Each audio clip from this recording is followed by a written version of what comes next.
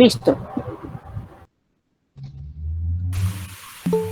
Buenas tardes, bienvenidos nuevamente al aula Mechelt de la Maestría en Derecho Internacional Privado y Comparado de la Universidad Central de Venezuela. Para esta sesión del día de hoy tenemos con la gratísima presencia y participación de la profesora Inés López, quien es profesora de Derecho Internacional Privado en la Universidad de Brasilia, en el centro del Brasil. Es doctora y tiene el título de Magíster en Derecho Internacional por la Universidad de Sao Paulo del propio Brasil. Tiene también una maestría en Globalización y Políticas del Trabajo por la Universidad de Kassel, en Alemania, y fue coordinadora general de Cooperación Jurídica Internacional en materia civil del Ministerio de Justicia del Brasil y coordinadora del Grupo de Estudios en Derecho Internacional Privado, de Comercio Internacional y de Derechos Humanos en su país, el Brasil. Hoy contamos con esta gratísima participación de la profesora Inés López para desarrollar un tema también de muchísima actualidad y que de alguna forma es continuación de lo que hemos venido discutiendo en las últimas semanas, el tema de la mediación en las relaciones familiares. Un tema de actualidad, un tema útil, un tema humano, un tema, por supuesto, familiar. Le queremos dar las gracias a la profesora Inés López en nombre de nuestra maestría y en nombre del aula Mechelt. Bienvenida, profesora. El micrófono es suyo. Adelante, por favor.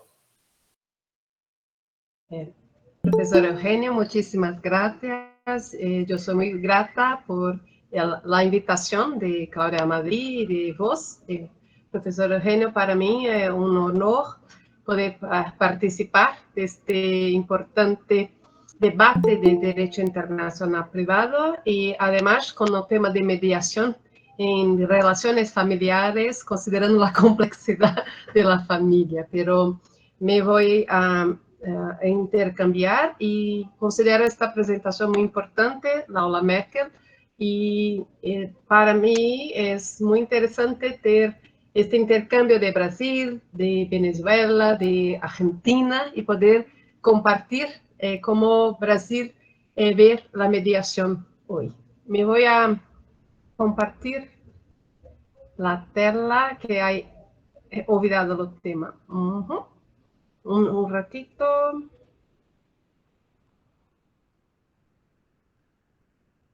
Acá. Ok. Ahora.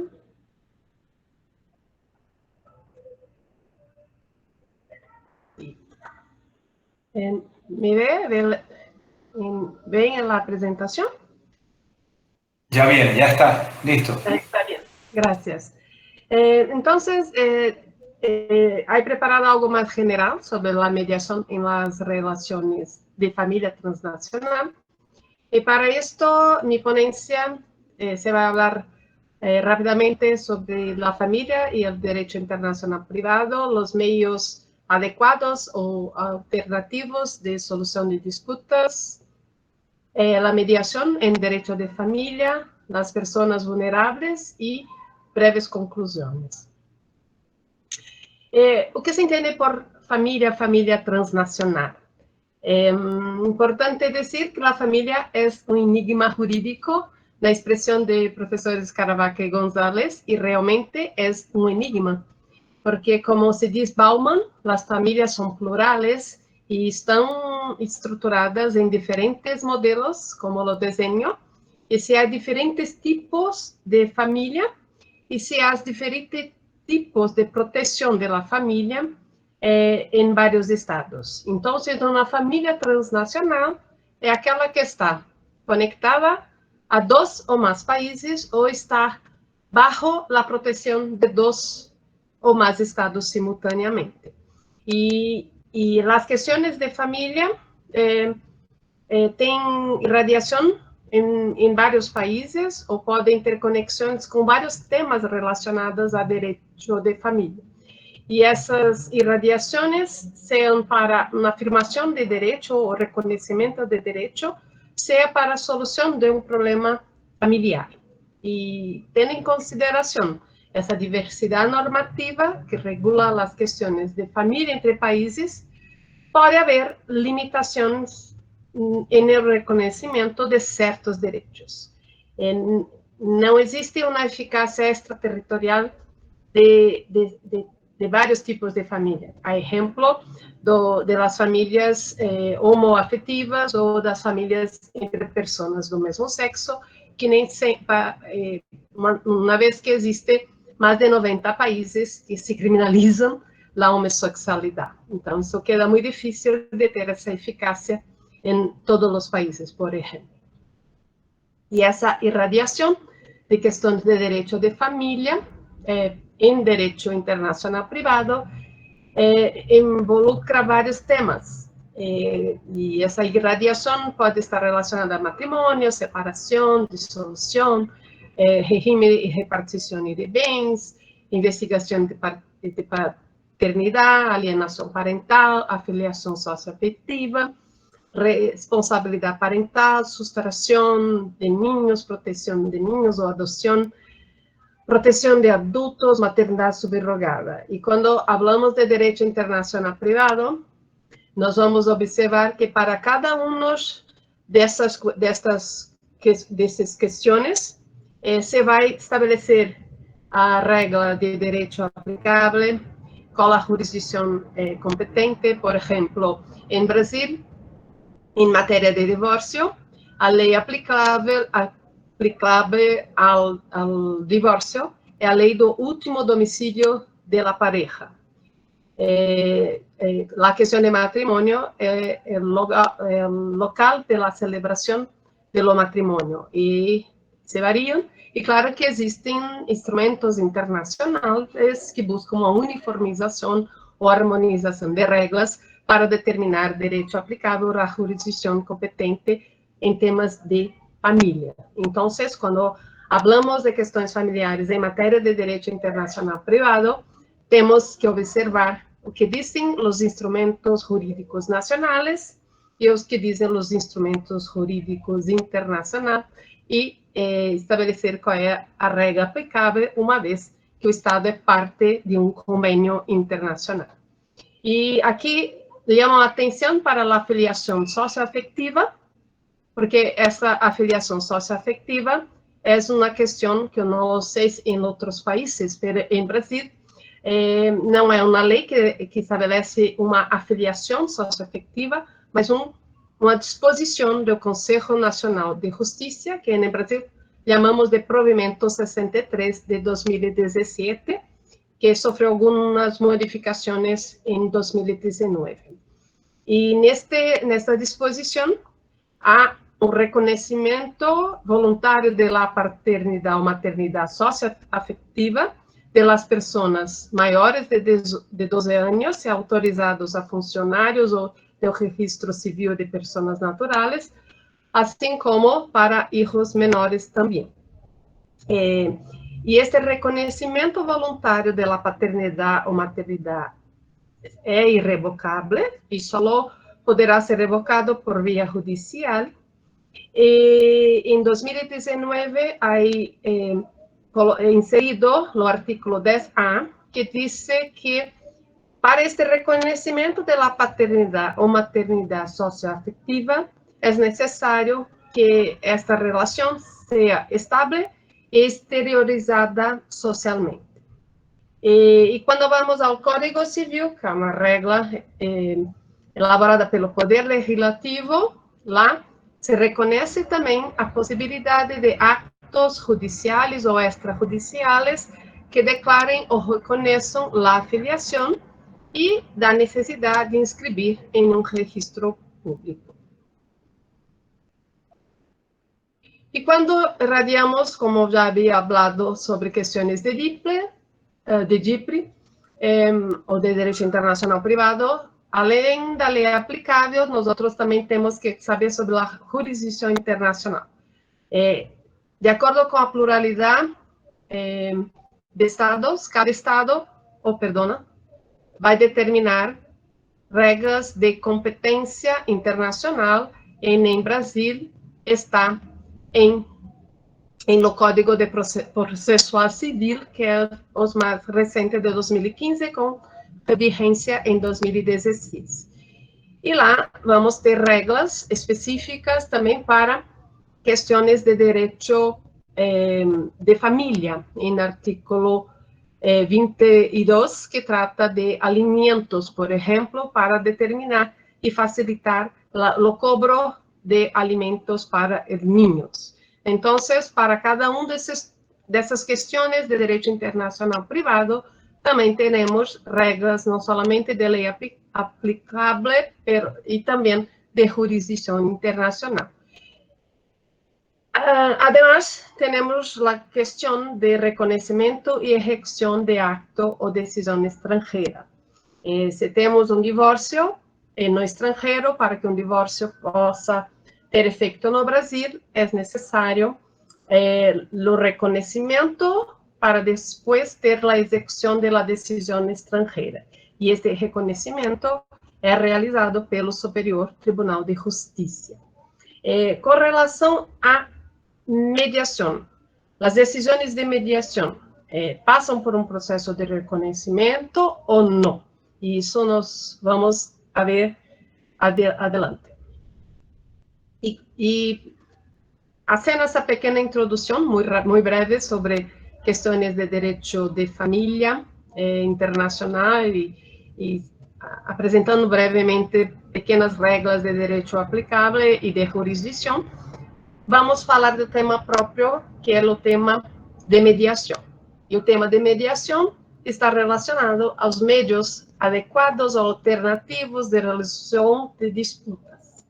Em Brasil, muitos processualistas entendem que os meios não devem ser considerados como alternativos, como uma escolha aleatória, mas sim se buscar o meio mais adequado para a resolução de disputa no caso concreto. Por isso que muitos processualistas em Brasil se dizem que deve se buscar ou alcançar o meio mais adequado para um conflito jurídico. Em Brasil, em 2015, tivemos a aprovação do Código Processual Civil, e este código, que entrou em vigor ou em vigência em 2016, teve um cambio de paradigma, porque o processo judicial era visto quase como uma guerra judicial. E este enfoque se cambia para não judicializar e buscar resoluções de conflitos mais pacíficos, mais amigáveis, e se traz uma ideia de afastar e de eliminar um processo judicial baseado em um litígio, ou baseado não, com fundamento em um litígio competitivo, como um jogo, né? E este cambio de paradigma faz com que os métodos alternativos de solução de disputas sejam desenhados em nossos instrumentos, em vários instrumentos jurídicos. Então, se busca esta alternativa aos sistemas dos tribunais estatais. Esta é a ideia. E isto não está mais tranquilo, porque temos uma disposição constitucional no artículo 5º como direitos e garantias fundamentais, neste artículo, que diz em número 15 que a lei não excluirá da apreciação do poder judicial a lesão ou a ameaça ao direito. Este artículo 5º, inciso 15, foi objeto apreciado pelo Supremo Tribunal Federal, a Corte Constitucional, porque na adoção da Lei de Arbitragem, em 1996, houve um questionamento se esta lei de arbitragem estaria em conflito com a Constituição, uma vez que a Constituição determina que a apreciação de um litígio, de uma lesão ou uma ameaça de direito, é somente no Poder Judicial. o Supremo Tribunal Federal ha pronunciado que não se trata de uma obrigação constitucional, mas de uma faculdade ao cidadão que se encontra em Brasil, a pessoa que se encontra em Brasil. E com o câmbio do Código Processal Civil, o artículo 3 reproduz este inciso 15 do artículo 5, também para dizer que a ameaça ou dano a direitos não será excluída de uma revisão judicial. Pero lo que importa é que nos párrafos terceiro e segundo e terceiro se diz que o Estado deve promover ou promoverá, sempre que possível, a solução consensuada a los conflitos. E também apresentar alguns métodos consensuados, que são a conciliação, mediação e outros meios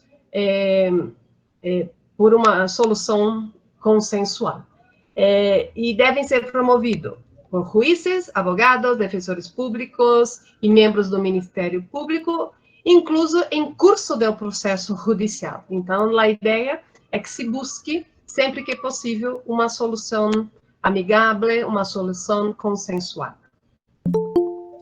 E com relação à natureza da mediação, o Brasil entende que se trata de um processo voluntário para chegar a uma solução amigável, e a autonomia das partes em assunto de família tem sido aceitada por vários países. Em Brasil, em alguns anos, uma década atrás, 2 décadas atrás, não era possível, por não ser entendido que são direitos não disponíveis. Somente direitos patrimoniais poderiam ser negociáveis. Outros direitos não. Isso ha cambiado, incluindo o Brasil. E afirma que o direito de família, né, tem uma tradição estabelecida em relações com regimes econômicos matrimoniais, com relação ao trust, fideicommícios, com relação à sucessão dentro de certos limites, se permite esta negociação. E talvez em relação com o direito de família, também vinculado aos regimes econômicos, e também com relação à responsabilidade civil. Mas o que observamos é que os métodos alternativos, os métodos adequados, começam a irradiar para questões de família também. E a mediação familiar ha sido fomentada, inclusive a mediação familiar transfronteiriça, para buscar soluções amistosas sempre que possível, em lugar de disputas judiciais que muitas vezes são custosas e demandam muito tempo. Observa-se que o que passa com a mediação ou outros meios alternativos é que muitas vezes a solução de disputas familiares está num solo paquete, porque vai falar de divórcio, mas habla de custódia, de alimentos, de hijos, com direitos patrimoniais, entre outros. Então, vem tudo num paquete, e isto pode trazer dificuldade. Por exemplo, em Código Processal Civil, se diz no artículo 23 que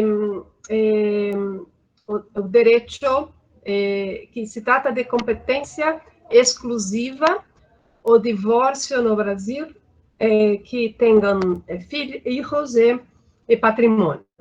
Se atribuiu uma competência exclusiva para divórcio em Brasil, assim como havia para sucessão de bens imóveis situados em Brasil. A ideia de Brasil é proteger os imóveis e dizer que a competência para bens reais situados em Brasil é de competência da justiça brasileira, por exemplo. E com relação à qualificação do que compreendemos como conciliação e mediação, o Conselho Nacional de Justiça ha estabelecido certas normas para buscar esclarecimentos do que se entende por essas duas técnicas. E se diz que se riguem por princípios como informalidade, sencillez, economia processal, celeridade, oralidade e flexibilidade processual.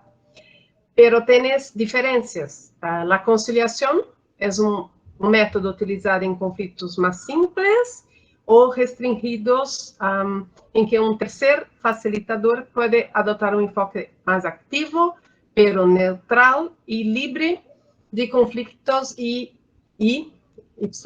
imparcial. Es un proceso breve y consensuado. La mediación, la mediación es una forma de resolução de conflitos da um terceiro neutral e imparcial, na terceira persona, que facilita o diálogo entre as partes para que estas construam com autonomia e solidariedade a melhor solução ao problema. E se utiliza em disputas multidimensionais ou complexas. O problema é quando temos problema quando as partes não conseguem ou não têm capacidade para compreender a complexidade do problema. Se falamos de pessoas com alto grau de educação, é mais fácil, mas para pessoas com baixa educação, queda mais difícil de chegar a uma mediação. Daí a necessidade de uma capacitação muito intensa do Conselho Nacional de Justiça para preparar e formar conciliadores judiciais e mediadores judiciais. Então, em Brasil, a conciliação e mediação são diferentes, pero utilizam muitas vezes como sinônimos. E não são, e podem generar confusão. Então, a perspectiva brasileira é que o conciliador pode orientar as partes a chegar a uma solução de conflito, o mediador não. O mediador pode ser proativo, pero não pode orientar, nem sugerir, nem decidir nada. O conciliador pode mostrar as vantagens de chegar a um acordo, o mediador não. E o interessante é que um juiz não pode ser mediador de um caso que foi designado para a solução de conflito, pero pode ser conciliador e é sempre para que as partes cheguem a um acordo, e isto está previsto em nosso Código de Processual Civil. Brasil ha adotado em 2015 uma lei de mediação.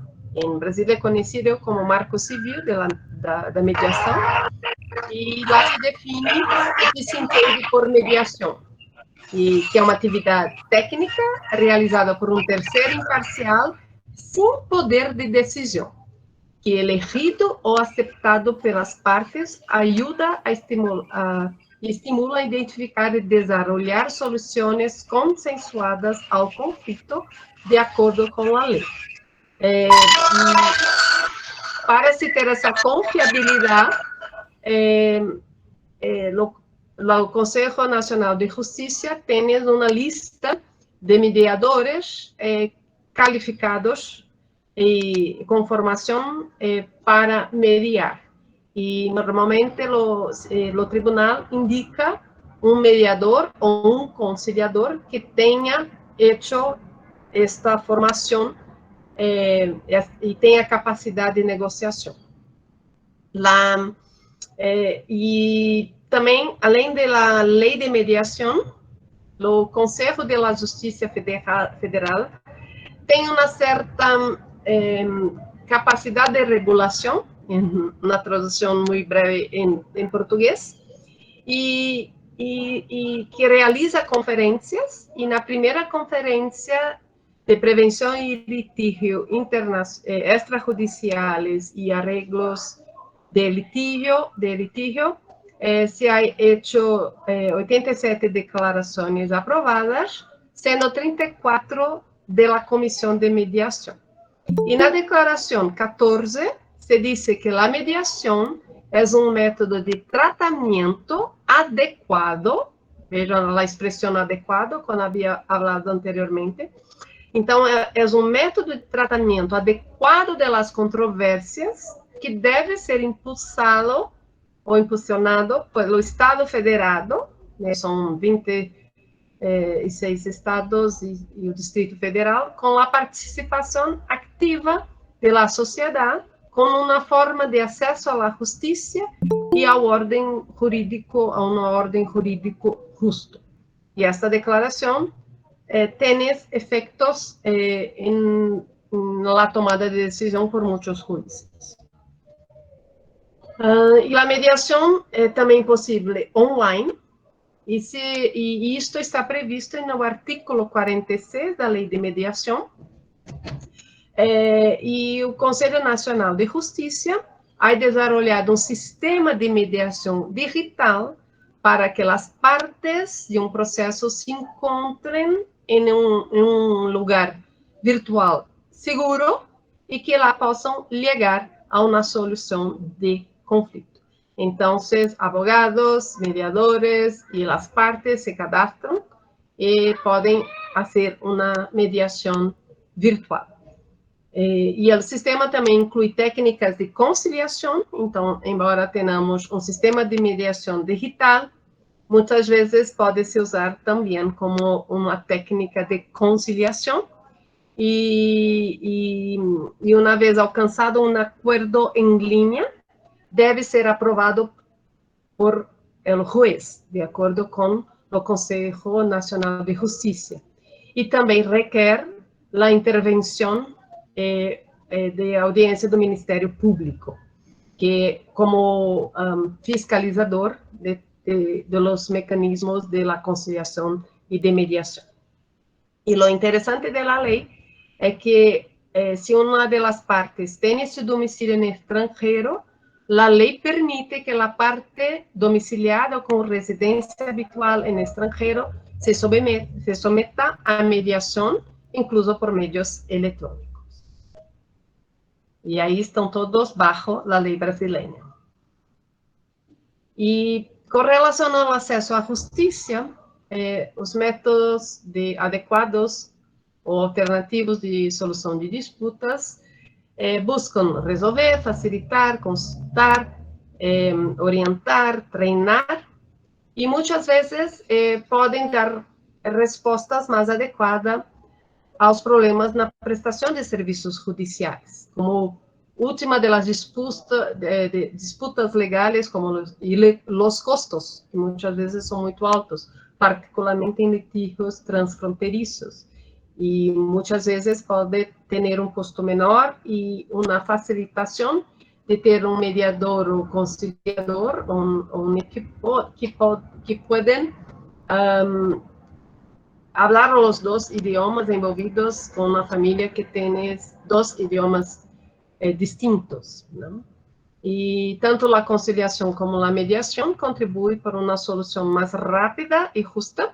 E o interessante é que se busca que as partes cheguem a um acordo ou uma autocomposição em assuntos familiares. E muitas vezes essas são as pessoas, né, mais adequadas para estabelecer aquilo que seja bom para ambas as partes involucradas. E tanto o acesso à justiça, como vários temas de família, estão relacionados a direitos humanos, como o dever de prestar alimentos aos filhos, o direito de constituir família, entre outros. E claro que há limites com a idade para contrair o matrimônio, por exemplo, estabelecido por cada país.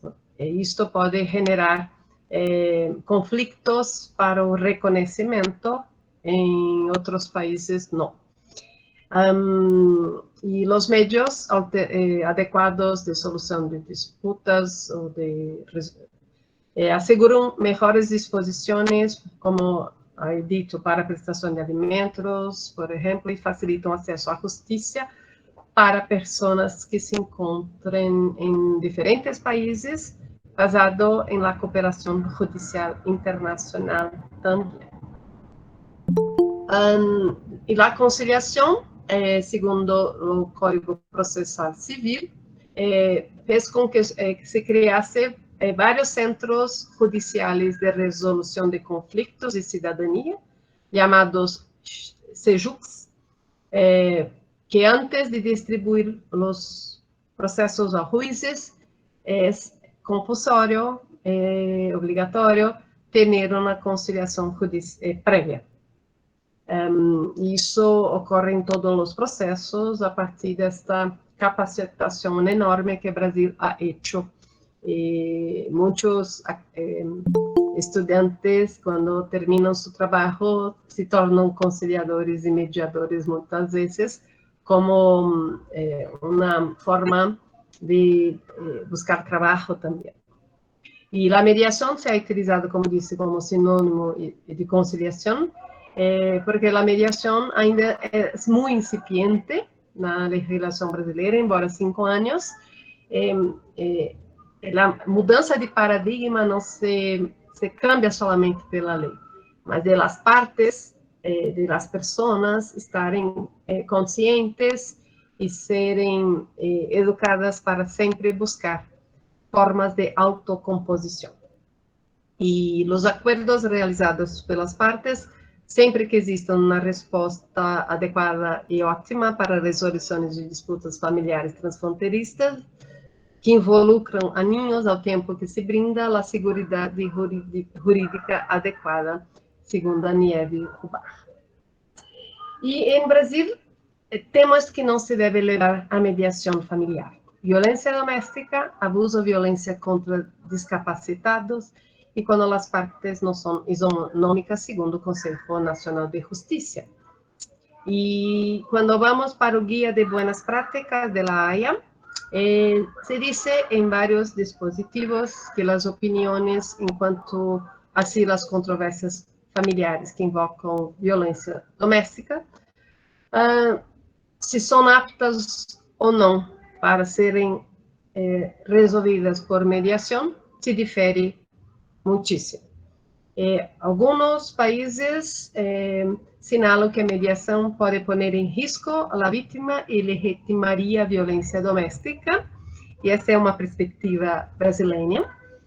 E outros se opõem à exclusão general da mediação, confiando nos profissionais, nos mediadores, que, se bem informados, tinham conhecimento sobre o tema e poderiam buscar uma solução adequada por meio da mediação. Mas isto não entra no mérito, porque violência doméstica é um tema, ou violência contra qualquer pessoa, ninhos discapacitados, é muito complexo. Então, não sei se a mediação seria a forma mais adequada, e os casos de violência contra a mulher é muito alta em Brasil, com muitos casos de feminicídio.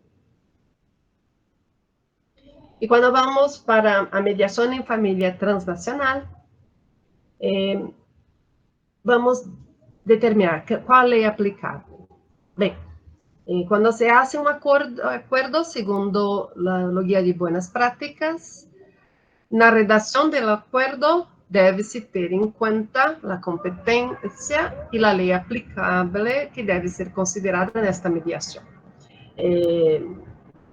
Se a mediação é realizada em Brasil, muitas vezes se terá a lei aplicável, como a lei de domicílio do casal ou a lei de domicílio residência habitual do ninho, pero não sei se os mediadores estão formados em direito internacional privado para ter em conta estas questões que são importantes em mediações de famílias transnacionais, que estão conectadas a 2 ou mais ordenamentos jurídicos. É importante ter em conta porque isto vai ter efeito para a execução desta mediação. E, neste sentido, no Guia de Buenas Práticas se fala da importância de que um tribunal intervenga para que otorgue efeito jurídico a um acordo de mediação. seja em áreas de inscrição ou de converter o acordo a uma ordem judicial de mediação. Então, aqui no guia e também em Brasil é possível uma mediação extrajudicial ser convertida numa ordem judicial para que possa ter efeitos extrajudiciais. E é importante considerar, este guia levanta qual é o tribunal competente em respeito às questões que incluíram no acordo de mediação. Igual com relação à lei aplicável, porque tendo as regras de competência do tribunal e as regras de direito aplicável, se torna possível o reconhecimento e a consequente execução de um acordo de mediação judicial, por exemplo. Isto tem diferenças com relação ao processo, e veremos adelante. De acordo com a lei de mediação, no artículo 3, existe a possibilidade de resolver os conflitos através de mediação com respeito aos direitos disponíveis ou não disponíveis, pero tem que ser negociáveis. E o parágrafo 2º estabelece que o consenso alcançado pelas partes sobre direitos não negociáveis deve ser confirmado, ratificado judicialmente e também requer a intervenção do Ministério Público, a qual é obrigatória, especialmente quando se trata de interesse de menores e de pessoas incapacitadas. E a mediação em caso de divórcio de família sem filhos é uma alternativa de pacificação, sempre que as partes sejam isonômicas para decidir. Com relação à jurisdição, o guia de boa prática traz uma observação em caso de sustração, que é o tribunal que tem um processo de restituição, em virtude do convênio da Haia de 1980, tenderá dificuldades para converter um acordo de mediação em uma ordem judicial, se este acordo não só compreende a questão da restituição, mas dentro de um solo package, também tem as questões de custódia ou outras questões a respeito das quais é o tribunal que entende o processo em virtude do convênio da Haia, careceria de competência internacional. Este é o problema quando se trata de um processo de restituição de menores com fundamento no convênio da Haia de 1980, e como se trata de um problema solo de família, se põe vários temas em um solo package. Isto dificulta a executoriedade de uma ordem judicial ou mesmo de um acordo de mediação judicial ou extrajudicial. Com relação ao reconhecimento e execução do acordo judicial ou extrajudicial.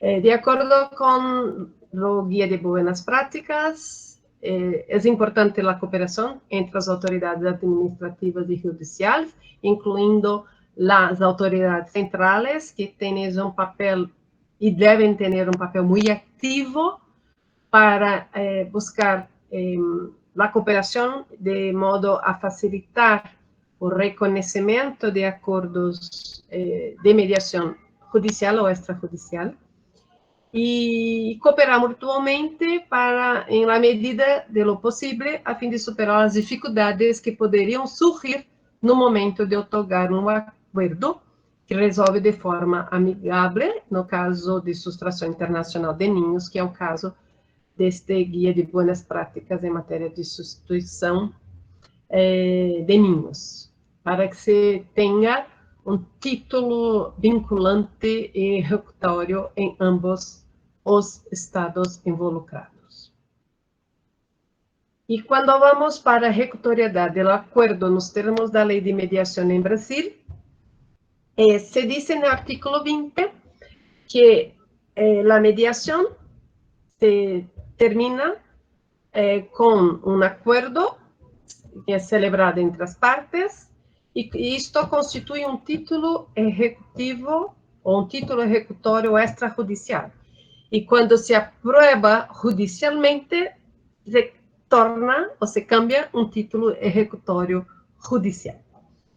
E isto tem efeitos em matéria processal, porque quando vamos ao artículo 960 do Código de Processo Civil, o reconhecimento de uma decisão estrangeira se requererá por uma ação de reconhecimento de uma decisão estrangeira perante o Superior Tribunal de Justiça, salvo disposição em contrário que esteja prevista em tratado. Quando vamos para o artículo 784, parágrafo 2, segundo, os títulos ejecutivos extrajudiciais oriundos de um país estrangeiro não dependem de reconhecimento para serem executados. Pero quando se trata de matéria de família e se envolver questões não disponíveis, é provável que tenhamos dificuldade de reconhecimento.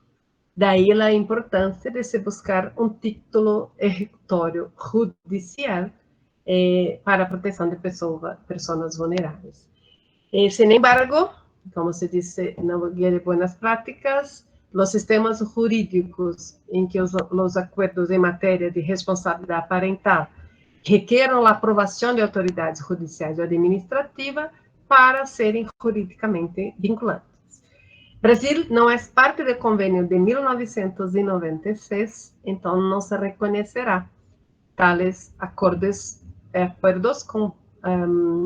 bajo este instrumento internacional.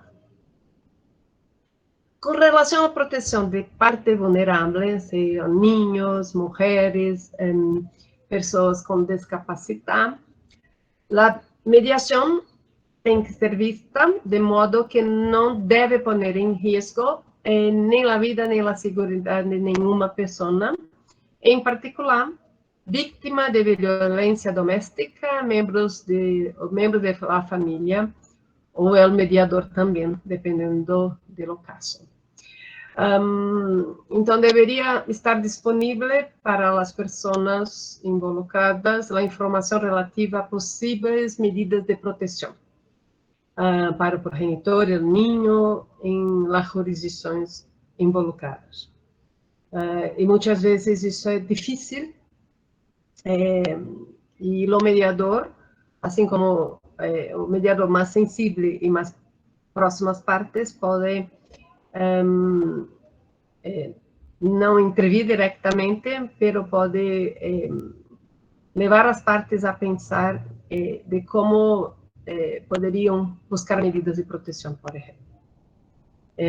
E o Conselho de Justiça Federal permite a participação de niños, niñas, adolescentes e jovens em processo de mediação, desde que esteja relacionado a seus interesses e, claro, que considerando a etapa de desenvolvimento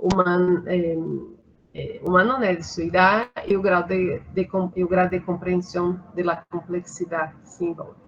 E segundo o professor Tatucci, os niños, niñas e adolescentes têm direito à liberdade de opinião e expressão sempre que possível.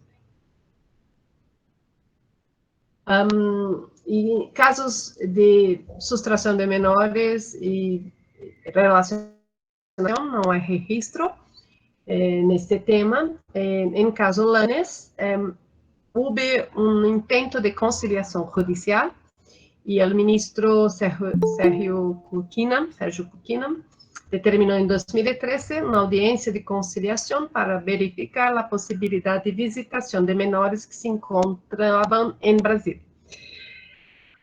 Pero perdeu o efeito porque os niños cresceram e tiveram mais de 16 anos, então não respondem mais, estão fora do alcance do convênio de La Haya.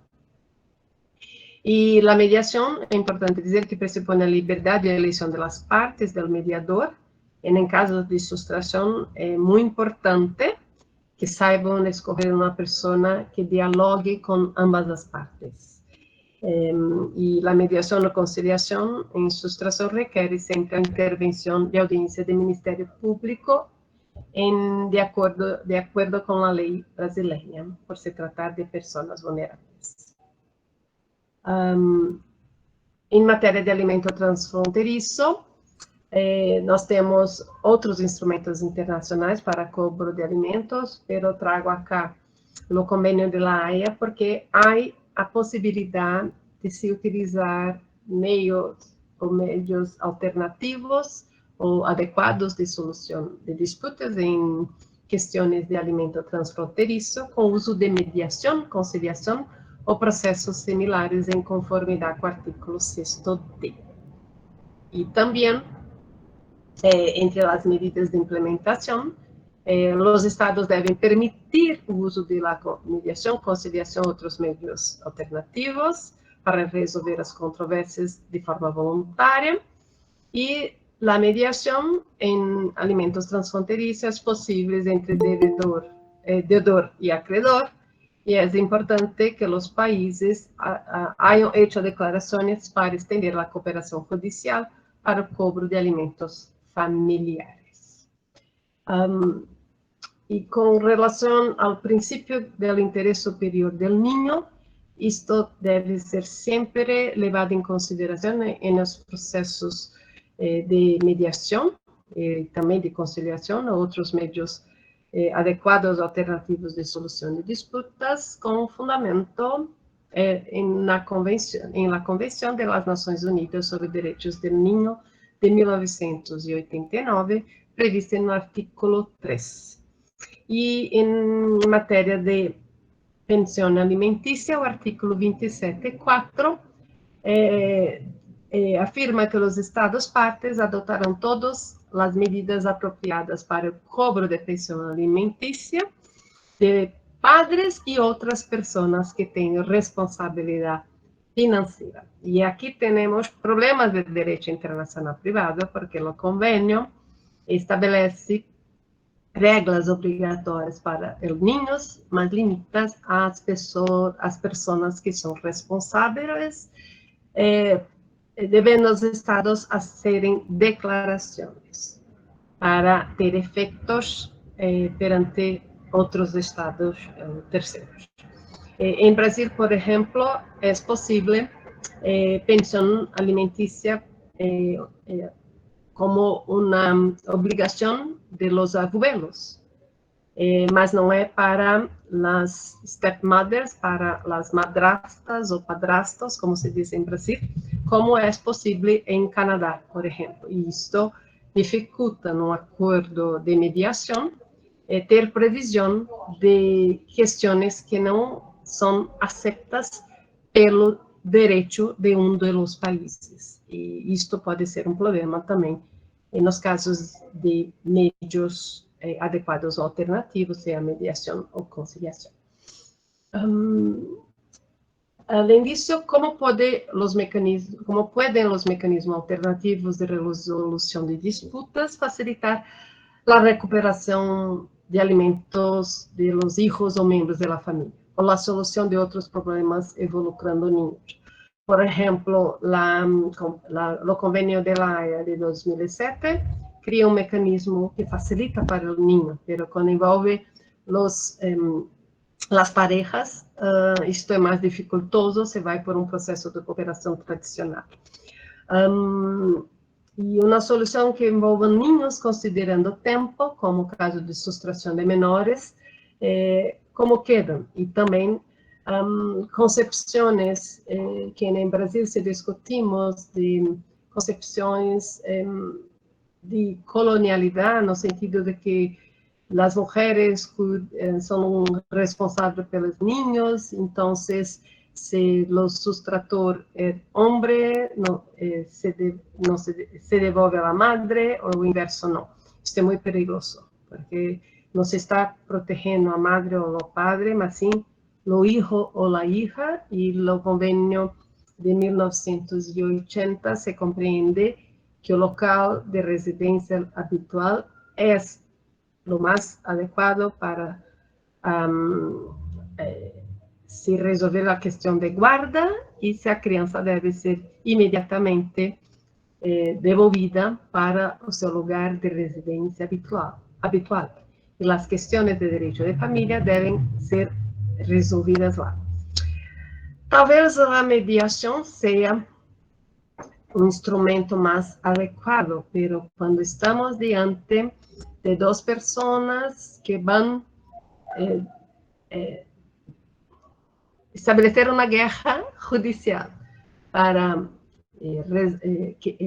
tener la guarda efectiva del niño, ainda que haya violación de derecho de guarda, la disputa es quase como una posse, una propiedad de quien queda con el niño. Esto es muy difícil para quien ha actuado con temas de sustracción.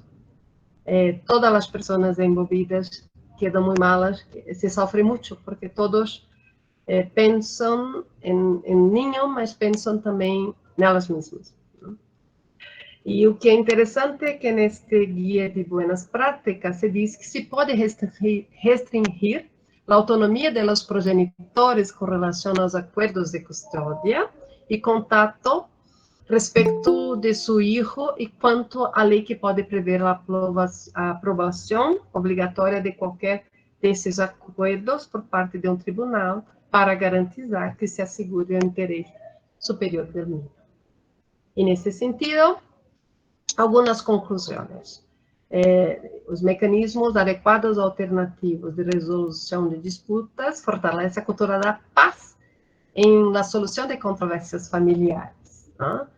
Em todos os aspectos, mas em âmbito familiar, isto seria muito interessante e seria bueno para todas as pessoas envolvidas, principalmente os mais vulneráveis, como mulheres e niños.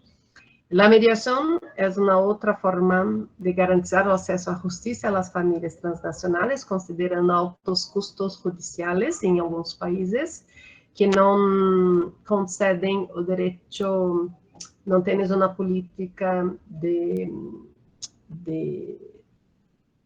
permitir o benefício da justiça gratuita. E a eficácia extraterritorial dos acordos de mediação é necessária para garantizar direitos. Então, é necessário observar que este acordo de mediação tenha efeitos em ambos os países involucrados. E a mediação transfronteiriça promove uma aproximação entre a diversidade cultural em matéria de família para, como dito no começo de nossa ponência, de minha ponência, a diversidade cultural de diversos tipos de família, família monoparental, família homoafetiva, uma família com pessoas do mesmo sexo, entre outros, construindo uma ponte de justiça social para reconhecer ações que estão em toda a sociedade.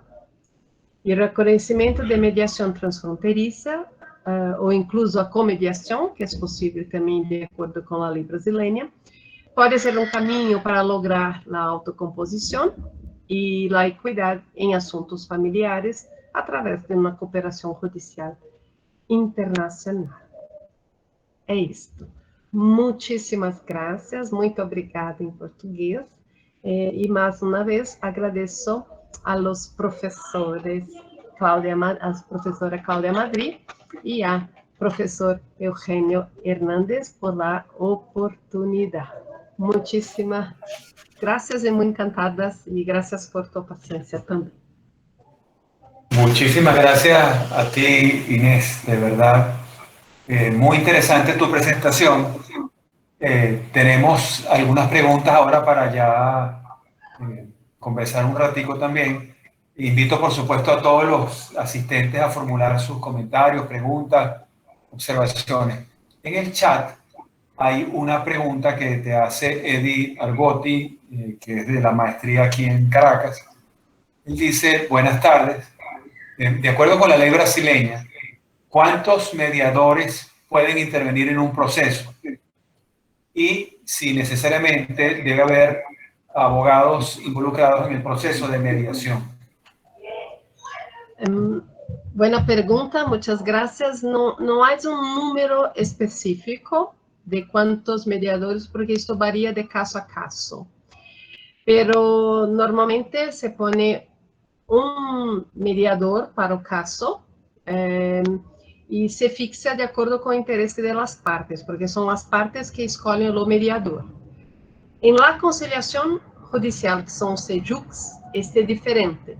São pequenos gabinetes que se quedam um mediador para cada situação no problema. Então, tem sempre um mediador para os CJUCs. Então, pero o mediador, como não são em la mesma sessão, eu não sei responder se haveria mais de um. Sei responder pela conciliação. Na conciliação sempre há um mediador e o abogado de uma das partes e o abogado de la outra parte. Que é a conciliação pré-judicial, que são os CJUCs. Que depois, se não há conciliação, se vai para o juiz e o juiz é obrigado a fazer uma conciliação. Então, há dois momentos de conciliação no processo brasileiro hoje. Uma primeira etapa, que é a conciliação hecha pelos CJUCs. E depois, se não chega a um acordo, se continua a demanda judicial. Em la mediação, até onde sei, apenas um mediador. Mas é possível as partes, lo creio, com fundamento em la autonomia da voluntade, ter uma equipe de mediadores, por exemplo, e definir quem é o presidente como na arbitragem. A lei não menciona sobre a quantidade de mediadores, por exemplo, mas considerando a complexidade de família, é difícil falar. Não sei se me fiz clara, mas tenho dúvidas, não? Se muitas pessoas seria bueno para uma complexidade de família, porque senão, lo digo que as pessoas são como niños entre padre e madre. Se vai falar com um mediador e se diz outro para outro mediador. É importante que tenha uma pessoa muito treinada para que saiba ouvir e fazer com que a própria pessoa quede autônoma, capaz de buscar por ela própria a solução. Que o mediador é como um coaching, né, para a solução, um treinador. Ele te vai estabelecer várias condições sem resolver o problema, mas te vai conduzir a você mesmo chegar a uma autocomposição. E claro que com a capacidade de dialogar com a outra parte, de ceder em certos momentos e de ser, por exemplo, em relação ao patrimônio da família. Vamos fazer uma repartição ponderada de tudo o que construímos. Com relação aos filhos, vamos estabelecer uma prestação alimentícia que seja bueno para nós dois, né? Não só para eles, em termos de possibilidade de pagamento, mas também tendo como principal interesse do niño ou da niña.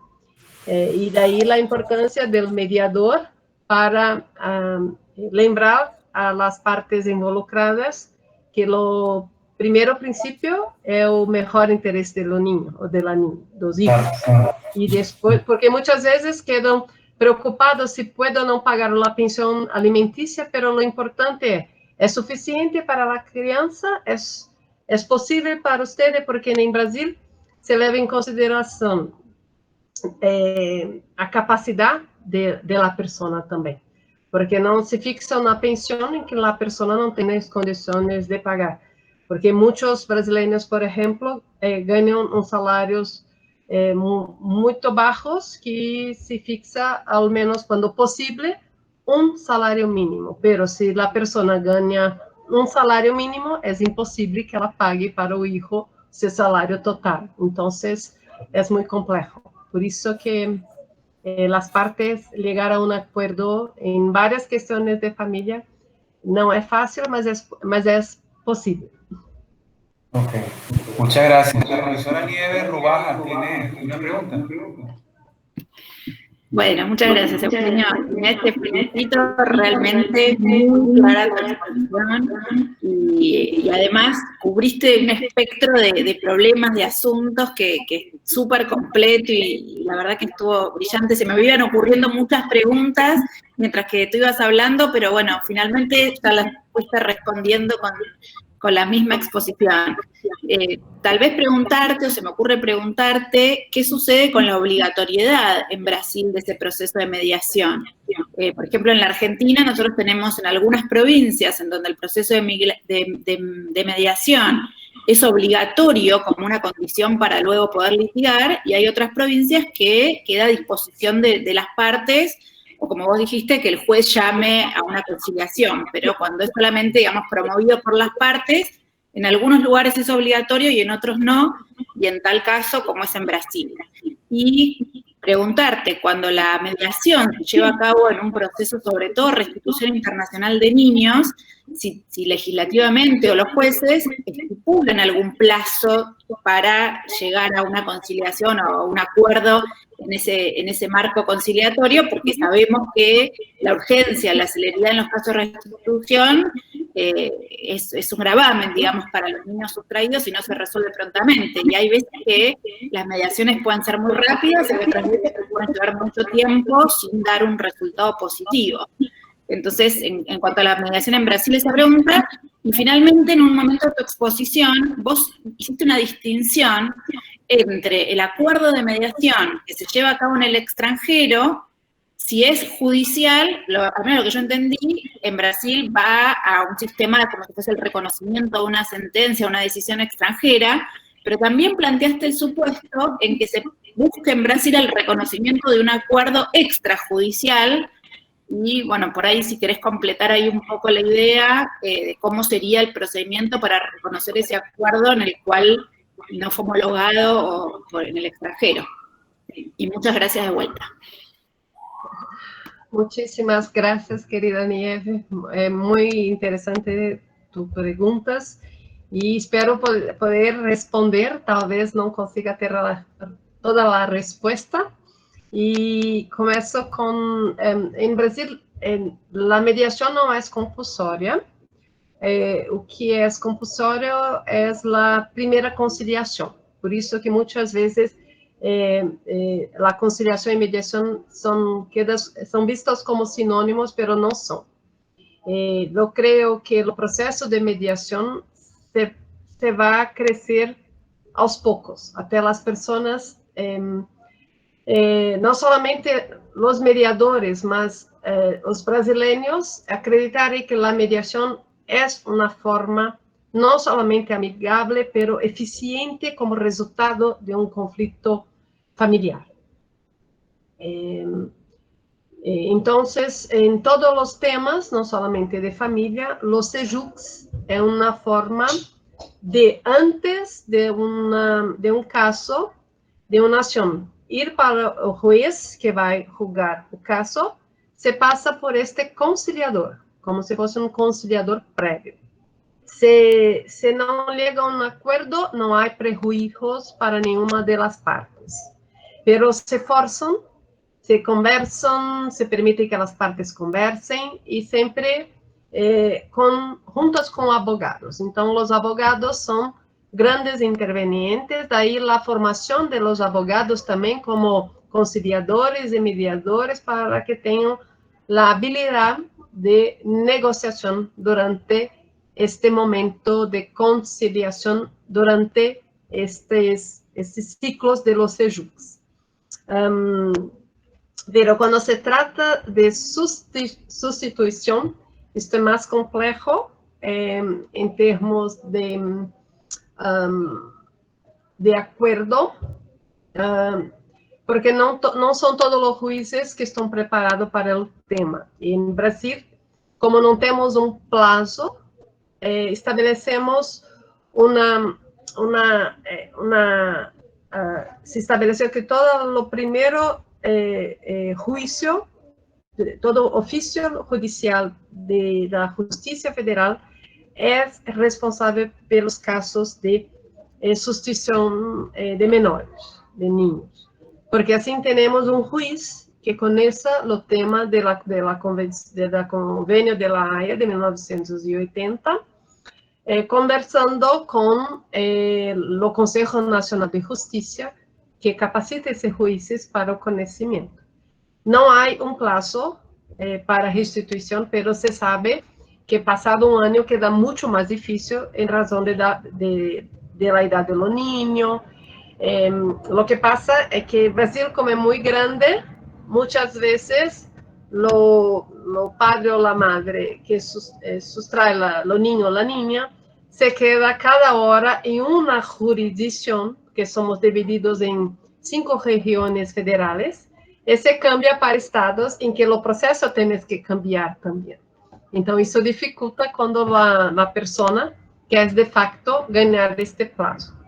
Em razão disso, dificulta o cumprimento do prazo também. Então, a necessidade de cooperação da Polícia Federal para a localização das pessoas, para que elas não escapem da justiça, que muitas vezes se cambiam de domicílio todo o tempo, até alcançar o objetivo de permitir que o niño ou a niña quedem em Brasil.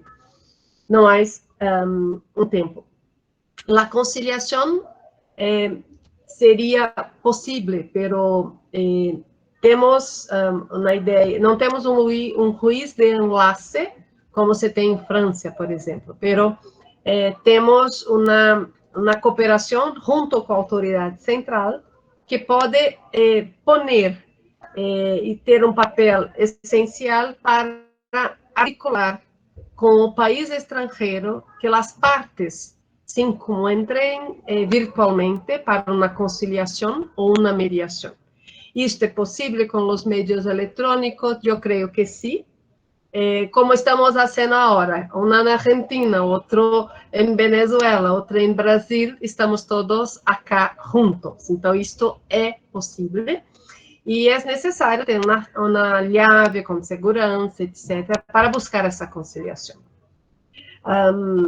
E o que passa, o mais difícil é fazer com que as partes cheguem a um consenso, porque ambas querem o mesmo objetivo, que é quedar com a guarda do niño, sendo que a guarda estava definida em la residência habitual do niño. Então, se tende a cambiar. Hoje, no Brasil, não se cambia mais. Os juízes antes cambiavam dizendo que a guarda podia ser cambiado a qualquer tempo, pero a partir do convênio de La Haya, se cria um alerta e diz, neste caso, não.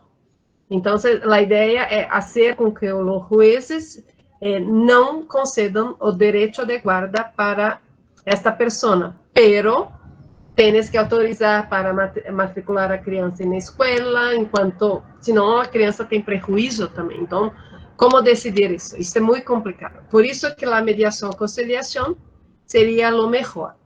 O que passa é onde se o registro, né, o acordo virtual, como seria firmado, que é uma questão. E aí, daí a importância de se firmar 2 acordos simultâneos, talvez, com o mesmo conteúdo e as partes firmando perante a autoridade judicial, em espanhol e em português, perante a autoridade judicial. Daí a necessidade, talvez, de uma cooperação judicial que se possibilite uma audiência, ainda que informal, mas judicial, sem efeitos negativos para nenhuma das partes, num processo de conciliação. Então, poderia ter conciliações simultâneas, não mediação, conciliação judicial em Brasil com conciliação, ou termo em Argentina, simultâneos, com efeitos simultâneos em 2 instrumentos jurídicos distintos, pero com conteúdo idêntico, talvez. Uma sugerência, não lo sei, é o que me passou agora. Não sei se é possível, mas temos que pensar em formas de chegar a uma conciliação, uma composição, uma mediação judicial. Isto talvez facilitaria. O que passa é, os juízes estão disponíveis para ter este intercâmbio. Se falam a mesma língua, perfeito, mas se falam idiomas distintos, nenhum dos juízes falam ambos os idiomas, se queda difícil também. Como redigir um termo em idioma estrangeiro? porque o juiz em Brasil não é obrigado. Então, se é possível redigir, se ambos podem falar e ter o mesmo conteúdo, intercambiar para ver se estão com o mesmo conteúdo, e ter uma assistência com uma pessoa que, uma tradução simultânea com tradutores públicos que pudessem atuar também, se legitimaria, porque em Brasil muitos de nossos documentos são por um sistema eletrônico. Isto facilita, mas nem todos os países têm sistemas eletrônicos de intercâmbio de documentos. La Haya, o convênio de La Haya de 1963 sobre apostille, ha facilitado este intercâmbio de documentos também, pero cartoriais, não sei.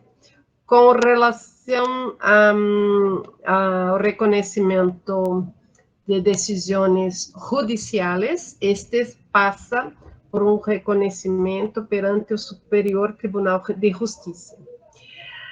Há cambiado em matéria de família, porque quando vamos para o Código de Processal Civil, se estabeleceu divórcio simples e divórcio complexo a partir do Conselho Nacional de Justiça.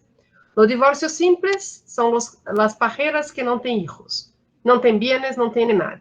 Se divorciam perante os cartórios notariais. Simples.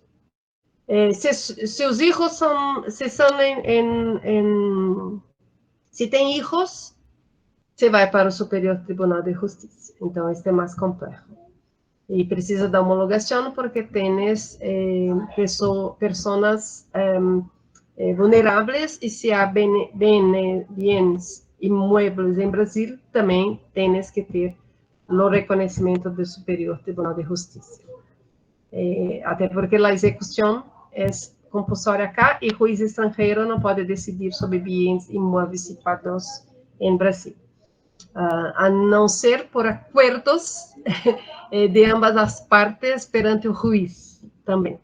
Se pode perante o juiz, já na lei de mediação, não conheço, mas eu creio que é possível esse reconhecimento também extrajudicial, mas não há encontrado nenhum caso neste sentido, com fundamento na autonomia da vontade das partes. Mas como o tema de imóvel é muito sensível, temos que ver caso a caso. E com relação a acordos extrajudiciais, este dispositivo do 784 do Código Processual Brasileiro é genérico, mas também se aplica a questões familiares, porque em la lei de mediação também se permite. O que passa é que, como o próprio Guia de Buena Prática de La Haya ha dicho em caso de sustracção, o problema da mediação extrajudicial é que muitas vezes, como quando se envolve niños ou pessoas vulneráveis, há necessidade de pronunciamento de um órgão que tenha como objetivo fiscalizar e proteger essas pessoas vulneráveis. E em Brasil é o Ministério Público. Em caso de matéria federal, em caso de sustracção, Ministério Público Federal. Em caso de direito de família, que não tenha conexão internacional direta com convênio internacional, é o Ministério Público do Estado. É um pouco complexo, porque Brasil tem dois ministérios públicos, vários ministérios públicos, o federal em cada um, e os 26 estados federados e Distrito Federal, 27 ministérios públicos independentes e vinculados a um Estado. Então, é muito complexo em relação a isto. E o que passa é que as questões de família são questões que têm competência da Justiça do Estado Federal. E a Justiça Federal, que não lida com matéria de família em lo dia a dia, é competente para questões relacionadas à família transnacional, oriundas de acordos internacionais ou de convênios internacionais. Esta é a complexidade. É isso. Não sei se me quedé clara. Muchas gracias. No, muy bien. Muchísimas gracias, Inés. Inés, muchísimas gracias. tenemos tiene que ver con lo que una parte de las preguntas de Nieve que hace Andrea Matesic y dice, tiene que ver con los requisitos para el reconocimiento de un acuerdo transfronterizo de mediación en el Brasil. Não me recuerdo, mas eu creio que a lei não trata do reconhecimento transfronteiriço e se aplica a regra general estabelecida no Código Processal Brasileiro e também se aplica os requisitos da lei interna do Superior Tribunal de Justiça. Os requisitos são muito comuns em vários convênios, como que a parte, por exemplo, mediação, se as partes estão envolvidas, que se prove que as partes de facto estavam envolvidas. Que há acordo de mediação, é possível também que as partes firmem antes de firmar a proposta, que se firmem que estão tentando uma mediação também. Mas aqui não se estabelece. Uma boa pergunta, professor Eugênio. Uma boa questão. Como se prova uma mediação extrajudicial? Que muitas vezes, claro, se envolve pessoas, você vai celebrar contrato de prestação de serviços de mediação, e se as partes assinam este contrato quando se faz. Quando é judicial, se firma, mesmo que na conciliação, mesmo que a pessoa não chegue a acordo, se firma que naquele dia se há tentado acordo e não teve êxito. Como a mediação, se firma pré-acordo, contrato de mediação, e este contrato pode ser prueba. O que passa é que, estudando para a apresentação dessa ponência, para facilitar o reconhecimento de uma questão de família por meio da mediação, é mais fácil, e isto também está no Guia de Boas Práticas, que se busque o reconhecimento de acordo extrajudicial para que ele se torne judicial, para facilitar a execução no exterior, porque se for acordo, isto não me entendimento, acordo extrajudicial, envolvendo ninhos, sem a manifestação de órgão fiscal, como o Ministério Público, provavelmente não vai ser executado, ainda que não necessite de reconhecimento. A parte pode fazer questionamento preliminar, quedando que não estava ciente, imaginando processo de acordo que não deu certo, que foi conflituoso, mas que foi feito com muita intensidade pelo mediador quando não deveria.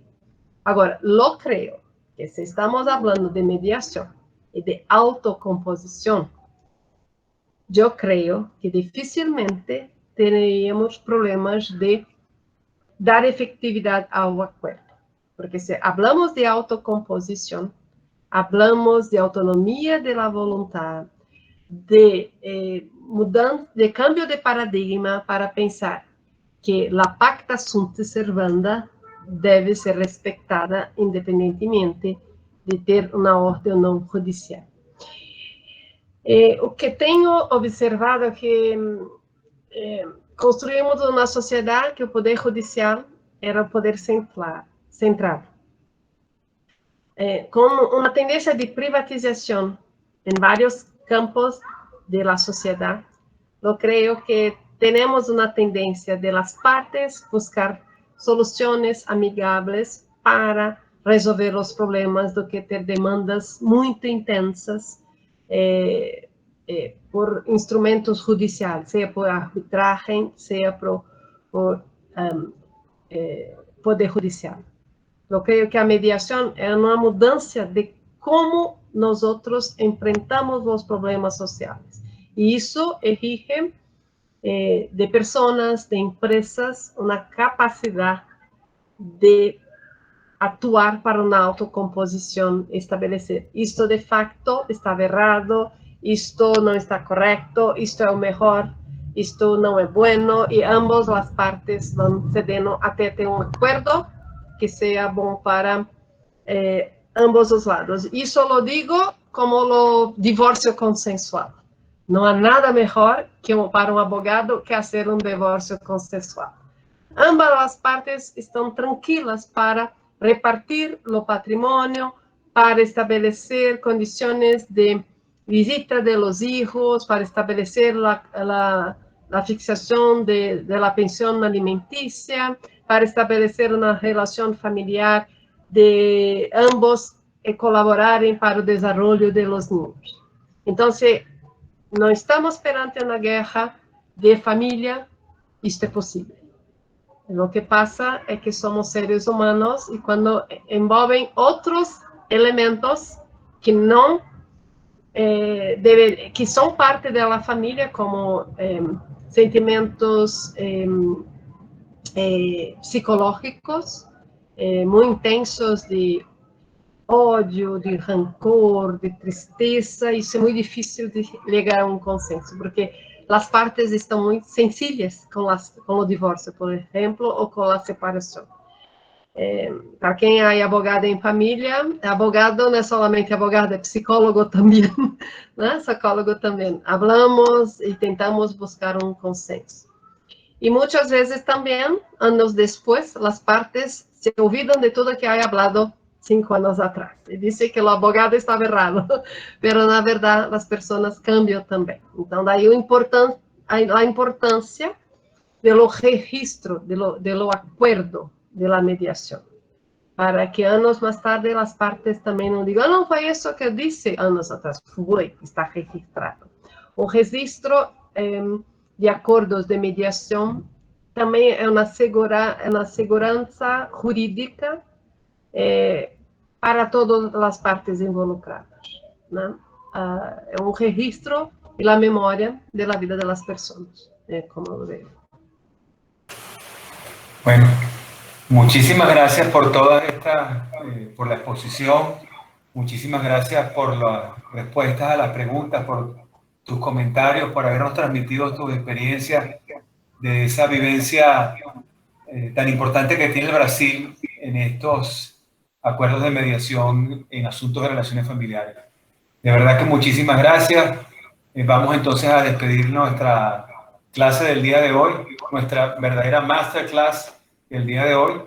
Profesora Inés López, estamos muy, muy agradecidos. Y buenas tardes a todos y gracias a todos los participantes. Hasta dentro de 2 semanas. Buenas tardes y muchísimas gracias y muy encantada por encontrarlos bien. Muchísimas gracias. Gracias, profesora. Gracias. Hasta luego. Hasta luego. Hasta luego.